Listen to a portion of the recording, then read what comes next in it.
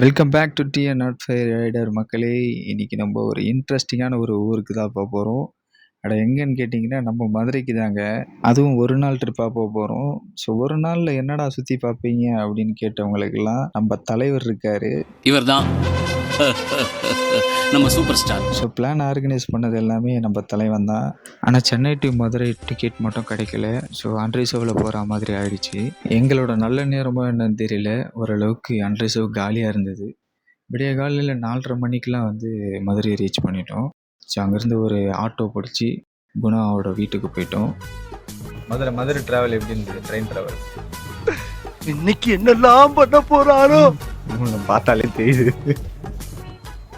So அவங்க வீட்டில் அப்படியே ஃப்ரெஷ்அப் ஆகிட்டு 2 பைக் அரேஞ்ச் பண்ணிவிட்டு ஃபஸ்ட்டு விசிட் பண்ண இடம் மதுரையில் எதுன்னு பார்த்தீங்கன்னா, welcome back to T and not fire rider. இன்னைக்கு வந்து நம்ம மதுரை ட்ரிப் வந்துட்டோம் 4 ஃப்ரெண்ட்ஸோட.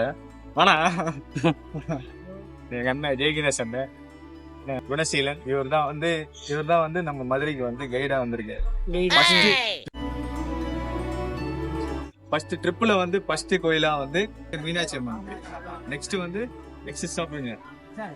நெக்ஸ்ட் வந்து திருப்பரங்குன்றம், அப்படி இல்லைன்னா பழமுதிர்ச்சோலை. இது 2 கோயில் ஏதாவது ஒன்று, 2த்தையுமே கவர் பண்ணுறோம். இன்னைக்கு 6 படியில் இந்த 2 படியில் இருக்கிற மதுரையை முடிச்சுட்டு தான் போகிறோம்.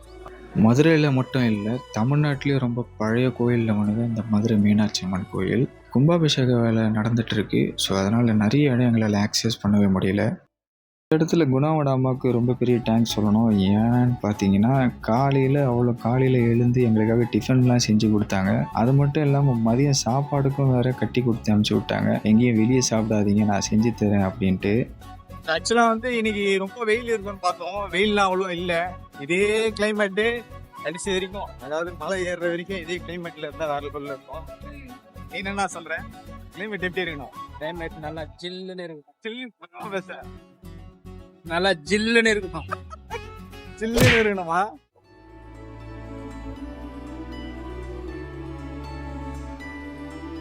ஸோ எவ்வளோ அமைதியாக இருக்கிற இந்த வைகை ஆறு சித்திரை திருவிழா அன்னைக்கு பார்க்கணுங்க. வா, நிறைய வீடியோவில் பார்த்துருக்கேன். ஒரு நாள் கண்டிப்பாக நேரில் வரணும்.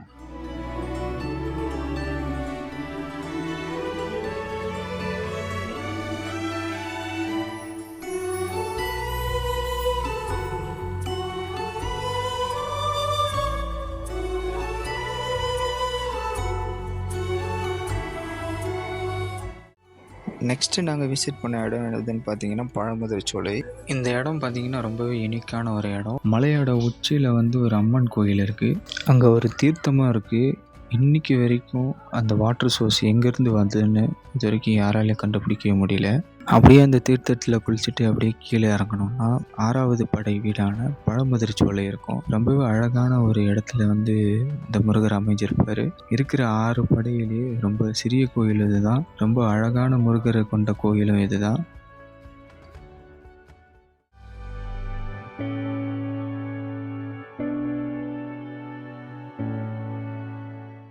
மக்களே, பழமுதிர்ச்சோலையில தரிசனம் முடிஞ்சிச்சு. நல்ல அருமையான ஒரு தரிசனம். கூட்டம் அவ்வளோ இல்லை. எப்படிதான் இருந்தது? ரொம்ப அருமையாக தரிசனம். அப்படியே கீழே போயிட்டு அழகர் கோயிலை பார்த்துட்டு அப்படியே ஜாலியாக சாப்பிட்டு அப்படியே கிளம்புவோம்.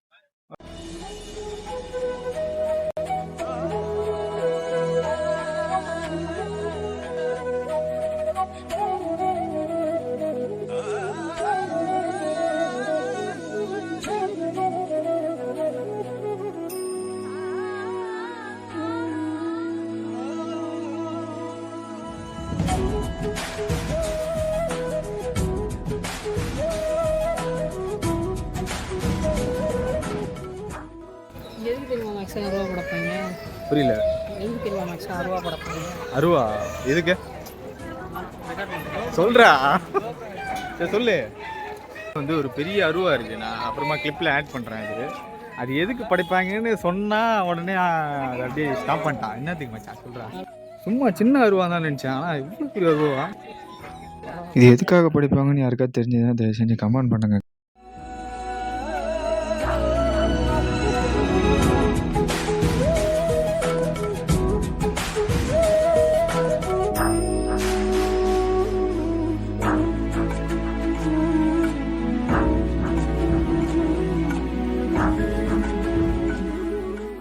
தரிசனம் பார்த்துட்டு அது பிரசாத கடையில் தோசைன்னு ஒரு டிஷ் இருக்கும், அதை வாங்கி சாப்பிட்டு பாருங்கள், வேறு லெவலில் இருக்கும்.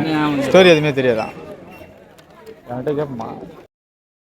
ஸோ என்ன ஸ்டோரின்னு பார்த்தீங்கன்னா, 18ஆம் படி கருப்பர் கருப்பண்ண சுவாமி வந்து அழகருக்கு இங்கே பாதுகாப்பாக இருக்கார். 18 படியும் 18 மந்திரவாதிகளோட ஜீவசமாதி. இது மட்டும் இல்லாமல் ரீசெண்ட் டைமில் ஒரு சின்ன டூரில் டோக்கன் போட்டு 18 படியை காட்டிகிட்டு இருந்தாங்களாம். ரீசெண்ட் டைமில் தான் அது வந்து க்ளோஸ் பண்ணதாகவும் அங்கே இருக்க கடைக்காரன் சொன்னார். உள்ள வந்து திறக்க மாட்டாங்க, ஆடி மாசம் திறப்பாங்க. ஆடி மாசம் ஆடி பௌர்ணமி தான் திறப்பாங்க.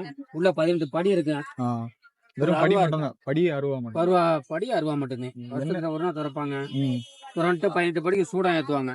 சூடம் அணைஞ்ச உடனே கதவை சாத்திடுவாங்க. கதவை சாத்திட்டு சந்தனம் சாத்திடுவாங்க. என்ன ரீசன்? என்ன காரணத்துக்காக? அதுதான் வந்து சத்துருவா இருக்கா. இதுக்கு முன்னாடி ஓப்பன் பண்ணி காட்டிக்கிட்டு இருந்தாங்க. சின்ன கதவு இருக்கு. அந்த கதவு டோக்கன் போட்டு டிக்கெட் போட்டு காட்டுவாங்க. இப்போ வந்து அதெல்லாம் கிடையாது. அதை அடைச்சோம்னா இன்னும் சக்தி கருப்பருக்கு அதிகமா இருக்கு அப்படின்னு எல்லாம் நம்புறாங்க. அழகர் கோயிலில் நல்ல ஒரு எக்ஸ்பீரியன்ஸ் கிடச்சிது. ஸோ அப்படியே வெயில் ரொம்ப அதிகமாக இருந்தது. மதுரைக்கு வந்துட்டு ஜிகிர்தண்டாவை மிஸ் பண்ண முடியுமா? ஃபேமஸ் ஜிகிர்தண்டா கடையில் ஒரு ஸ்டாப்பை போட்டோம். உண்மையிலே சொல்கிறேன், வேறு லெவல் கூட்டம் இந்த கடையில். இதுக்கெல்லாம் ஸ்பான்சரும் நம்ம அண்ணன் தான். ஸோ அப்படியே ஆளுக்கு ஒன்று வாங்கிட்டு பக்கத்தில் கடையில் போய் உக்காந்துட்டோம்.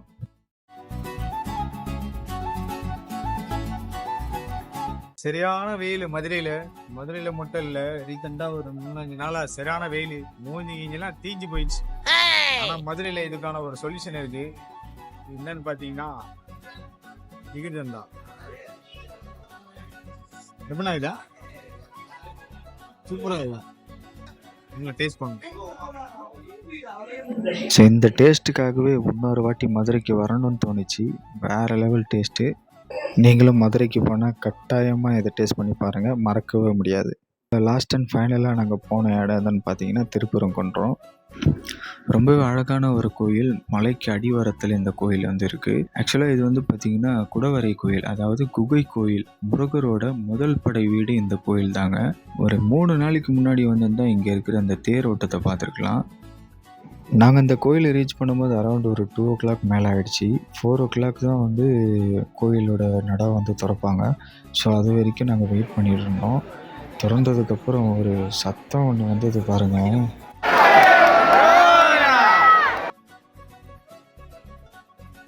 நாலு பேர் 4 விதமா பேசினாலும் ஒரே நாள்ல மதுரையில இருக்கிற மெயினான 3 இடத்த சுத்தி பார்க்க முடியுமான்னு நிறைய பேர் கேட்டாங்க. ஒரே நாள்ல இந்த 3 கோயிலையும், மதுரை மீனாட்சி, பழமுதிரி சோலை, திருப்பரங்குன்றம், இந்த 3த்தையும் வந்து நீங்க அடுத்த வாட்டி பாக்குற மாதிரி ஒரு பிளான்ல வந்தீங்கன்னா கிட்ட டவுட் கேளுங்க, கமெண்ட்ல கேளுங்க. நான் உங்களுக்கு எல்லா டீட்டெயிலையும் உங்களுக்கு நான் சென்ட் பண்றேன். தேங்க்யூ ஸோ மச் ஃபார் வாட்சிங். ப்ளீஸ் சப்ஸ்கிரைப் பண்ணுங்க, ஷேர் பண்ணுங்க.